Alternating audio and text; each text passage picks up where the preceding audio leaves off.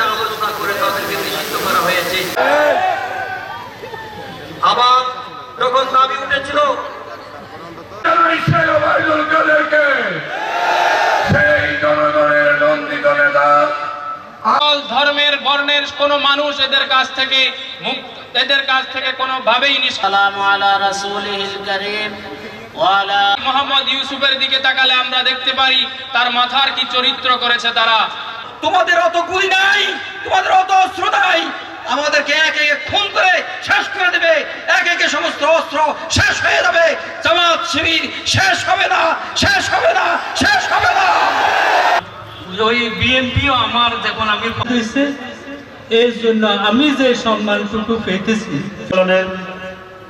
সংগ্রামের সভাপতি সম্মানিত স্বৈরাচারী হাসিনা তার দোসরেরা আজকে তার রেখে যাওয়া শান্তির দেশ বানাতে হবে।